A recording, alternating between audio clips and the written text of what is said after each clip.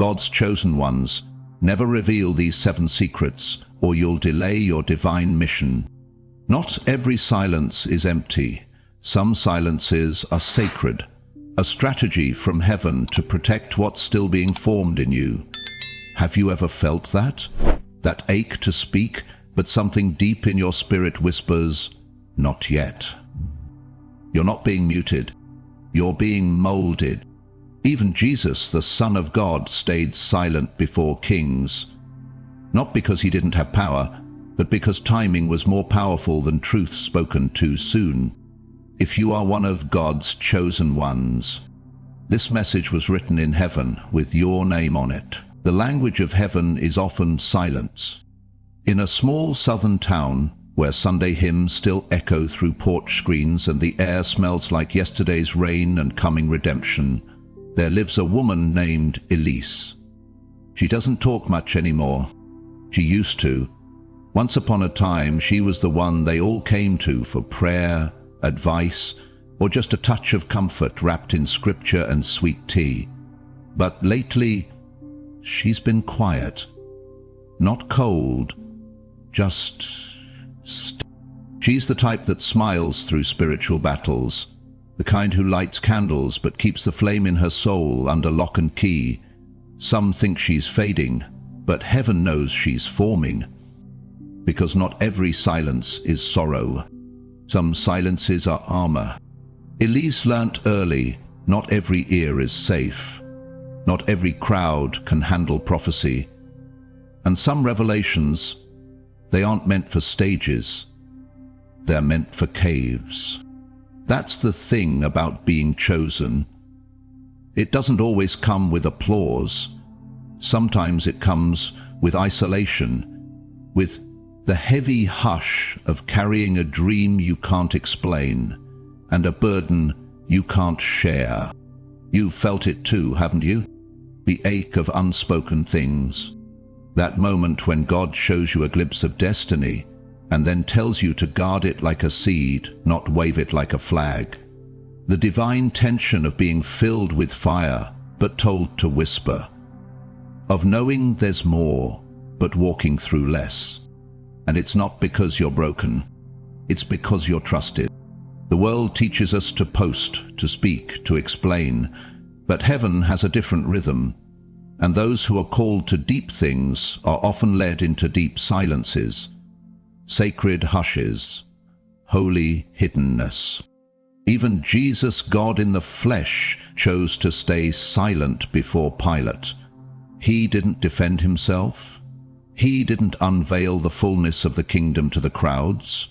Why? Because some seeds are too holy to expose before the soil is ready.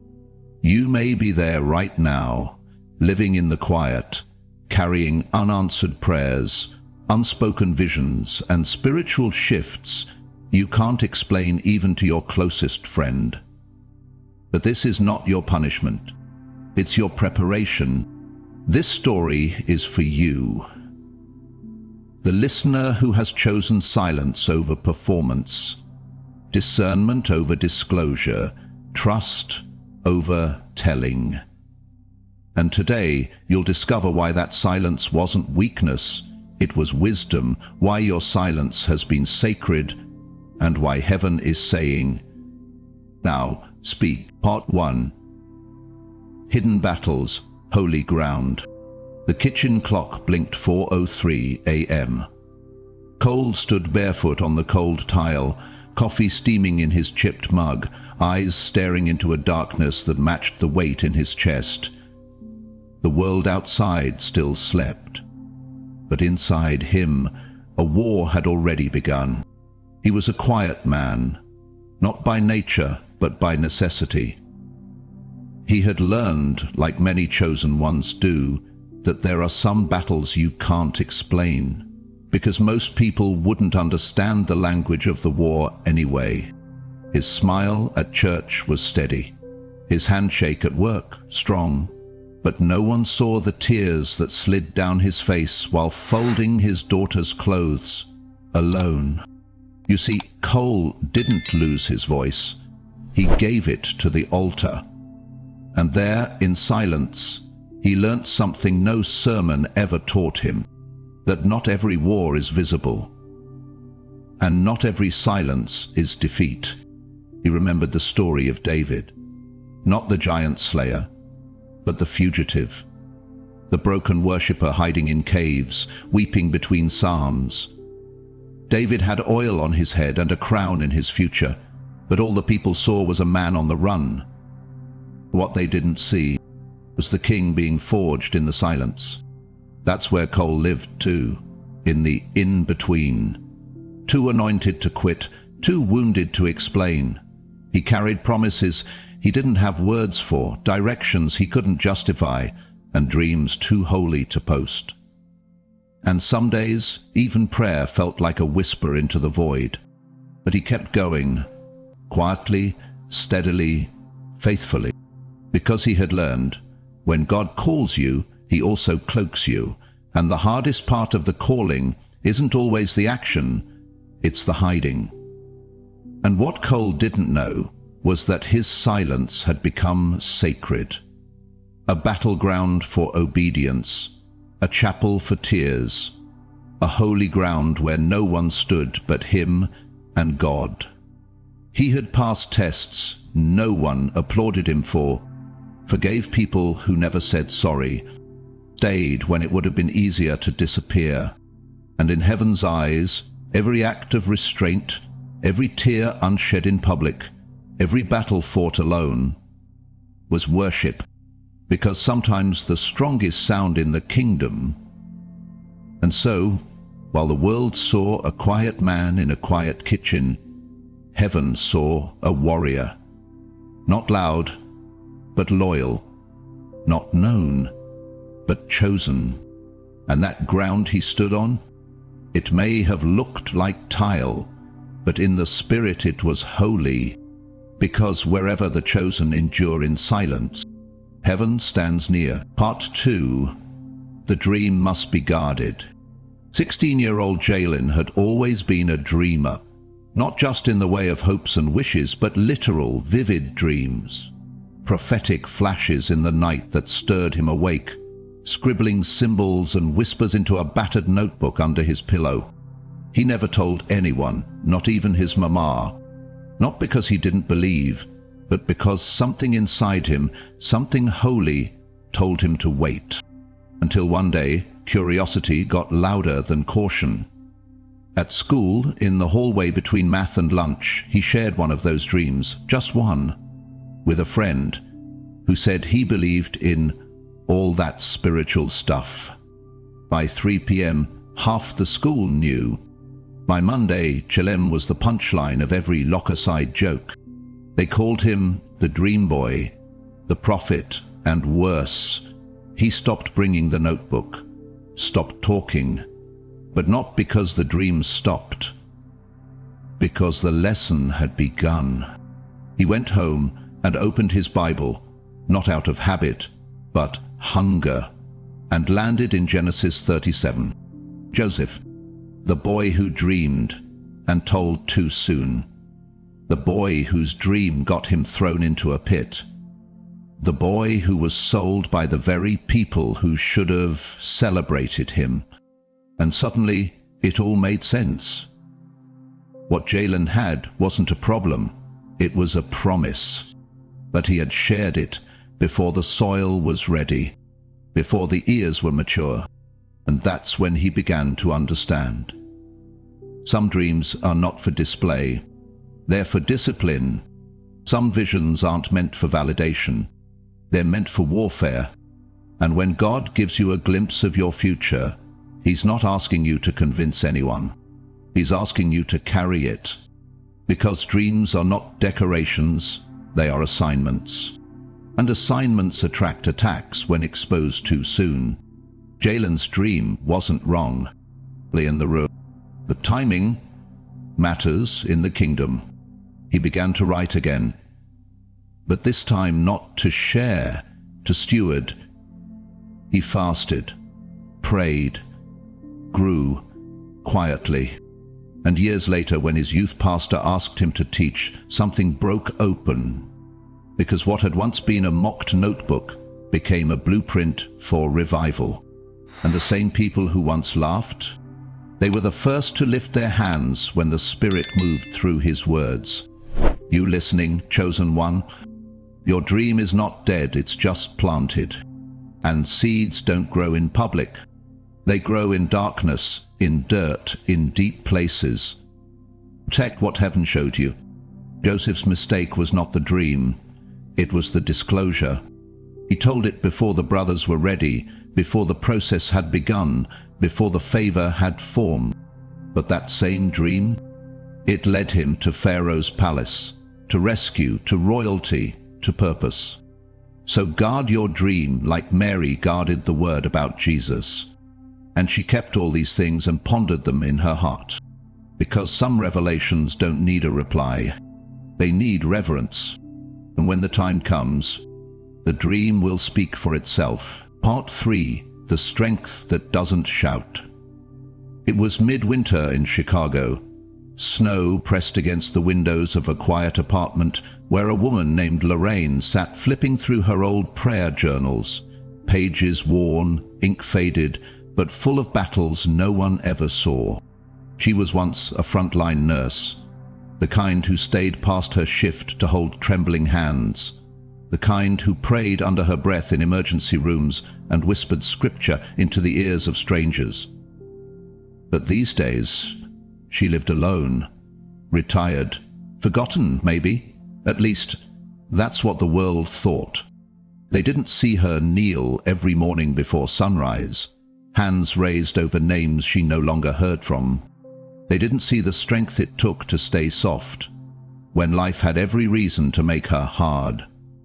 You see, Lorraine had learnt something sacred, that real strength doesn't always come in volume.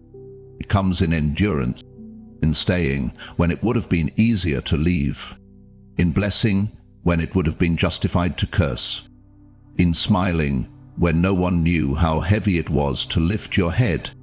And while the world celebrates loud victories, God measures the quiet ones. The silent forgiveness, the tear-stained prayers, the moments where you chose peace instead of proof. Because strength that is born of heaven doesn't parade itself. It doesn't flex. It doesn't demand to be seen. It just stands. And that's why Mary, the mother of Jesus, is a model for the chosen. She heard heaven's plan. She carried the Messiah, but she didn't shout it from the streets. She simply believed, and she kept it in her heart. Contrast her with Samson, a man of great anointing, but who lost everything when he revealed what was never meant to be exposed. He shared his secret with someone who didn't have the structure to honor it. And in doing so, he was stripped of his strength. That's what the enemy wants, not your voice, but your source. He wants to know what fuels your fire so he can extinguish it. But the chosen, we learn, sometimes the strongest thing you can do isn't fight, is protect. Protested your grace. Protect your boundaries. Protect your quiet. Because power that comes from heaven doesn't need applause. It needs obedience. Lorraine may not preach from a stage, but she's moved mountains in the spirit. She's raised altars with nothing but whispers. And heaven? It knows her name. So what about you, chosen one? If you've ever felt invisible, if you've ever wondered whether your quiet strength matters, let this be your confirmation. God sees what others don't, and the strength you've built in secret is the reason he's about to elevate you in public. Not because you shouted, but because you stood. Part 4. The Weight of Revelation. Out in the moss-covered woods of Oregon, where fog rolls through the trees like incense, a woman named Naomi had begun to see things, not with her eyes, but with her spirit. The first time it happened, it was a dream. Vivid, specific, a warning wrapped in symbols. She wrote it down, heart pounding, unsure if it was holy or her imagination. But then it happened again and again, and every time, what she dreamed came to pass. She tried to tell a friend once, just once, "I think God's been showing me things." The reply, a chuckle and a shrug. "You sure it's not just anxiety?"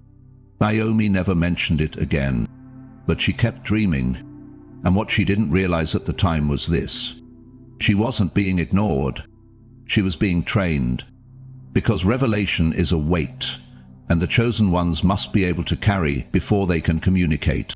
Daniel knew this. He had visions so intense they made him physically ill, dreams of kings and kingdoms, of angels and timelines. But he didn't run to share them on scrolls. He waited. He prayed. He fasted. Some dreams he sealed, because discernment is knowing not just what God said, but when to say it, and if it's meant to be said at all. Naomi began to realize something sacred. God doesn't speak in secrets to gossip. He speaks in whispers to the trusted. And when heaven starts giving you blueprints, when you begin to dream things before they happen, when your spirit gets heavy with direction, correction, or insight, it's not to make you a spectacle, it's to make you a steward, because revelation is sacred, and mishandling it is dangerous. You don't throw pearls to pigs. You don't hand a sword to someone who hasn't been taught how to wield it. God doesn't just give information, he assigns intercession. So Naomi started treating her dreams like altars. She stopped oversharing and started over-praying. She no longer needed validation, she needed confirmation. And as she grew, the downloads came more clearly, not just for her, but for others. And when the time was right, when the Spirit whispered, "Speak now," she did, and healing followed. Chosen one, hear this. If God has been showing you things, if you've been hearing in dreams, sensing in prayer, discerning before danger, it's not your imagination, it's your invitation. But invitation does not mean impulse. Just because you receive it doesn't mean you're meant to release it right away. Sometimes he tells you things to test your silence. Sometimes he gives you the word, not to shout it, but to birth it in prayer. The world chases platforms, but heaven waits for those who are mature enough to be quiet with the sacred. Because some revelations are not meant for Instagram. They're meant for intercession, fasting, and consecration. And if you treat what God shows you with reverence, he'll show you even more. Part 5. When heaven says speak.